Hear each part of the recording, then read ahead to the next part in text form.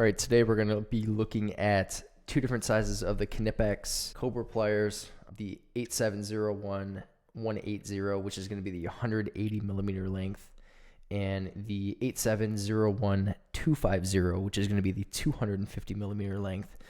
The smaller 180 millimeter variant is going to have a jaw capacity of 42 millimeters on round objects, and the larger 250 millimeter size is going to have a 50 millimeter gripping capacity. I did a little bit of testing on some class 12.9 metric socket head cap screws ranging from 5 millimeter up to 12 millimeter. Torqued each one of these to recommended specs from Holochrome. The 5 millimeter was torqued to 12 Newton meters, and that kind of ranged all the way up to the 12 millimeter fastener, which was torqued to 165 Newton meters.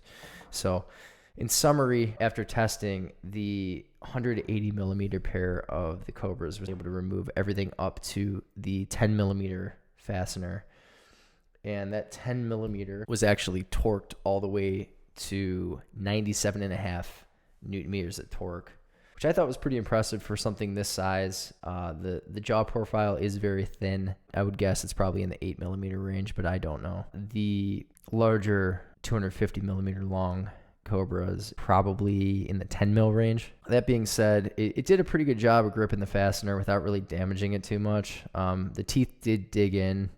Obviously, if you've ever handled a socket head cap screw, there's a bit of knurling on the outside, but this bit right through it, grabbed the base metal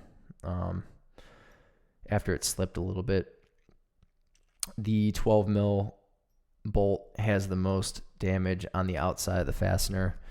This 8 millimeter doesn't really seem to have much at all, so it gripped right away without slipping, which might have been, some of these that slipped might have been my fault too. Maybe the way I was gripping them wasn't really 100% the first time, but the 6 millimeter has a bit of damage, and then the 5 just a little bit surface damage, but I think it gives you a good representation of what you can get away with these Cobras on some pretty hard steel. Obviously, being a class 12.9 fastener, it's going to have a higher hardness than a lot of the standard automotive fasteners, which are going to be an 8.8, or if it's an SAE equivalent, that would be a grade 5. But yeah, very impressive. This 250 was able to remove the 12 millimeter socket head cap screw, and that was actually torqued to 165 Newton meters. So something to note on the smaller variant, when I tried to remove the 12 millimeter socket head cap screw, I did notice that there's a bit of damage on the lower jaw inwardmost tooth.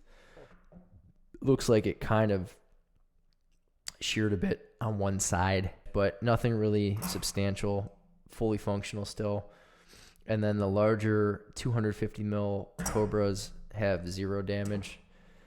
So all in all, everything held up really well given the torque put on these little tools. And I would say without testing, these probably do grip better than some of the other styles of slip joint pliers. I will do some testing on a pair of channel locks as well, just to see where they land on this type of fastener.